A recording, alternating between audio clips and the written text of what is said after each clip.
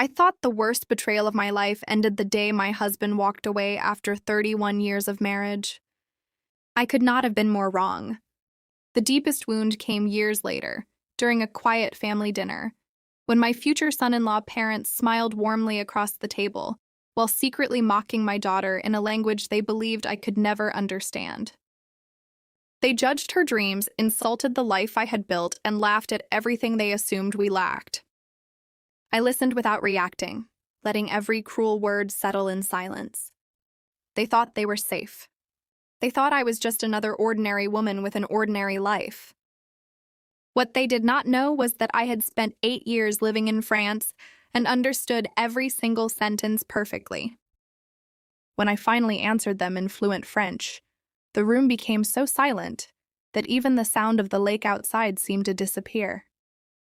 My name is Evelyn Carter, and I was 63 years old when that dinner reminded me who I really was. 4 years had passed since my divorce, and I had slowly convinced myself that the fearless young woman I once was had disappeared forever. Before marriage, before children, before responsibility became my entire identity, I had crossed the Atlantic with nothing but a suitcase and a dream. I lived in Lyon for 8 unforgettable years, learned French the hard way by working long shifts in restaurants, making mistakes, and refusing to quit until the language became part of me. Those years shaped my confidence, but after returning home, getting married, and raising my daughter, I packed those memories away as though they belonged to someone else. My daughter Madison was everything a mother could hope for. She was intelligent, hardworking, compassionate, and never pretended to be someone she was not. When she became engaged to Ethan, a thoughtful engineer from Belgium, I believe she had found someone who truly appreciated her heart. His parents, Victor and Elise, flew across the ocean to meet us before the wedding. Madison was nervous for weeks, hoping both families would connect.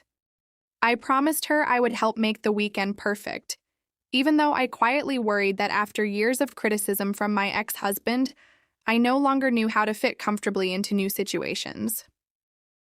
The lakeside cottage where we gathered looked beautiful beneath the evening sun.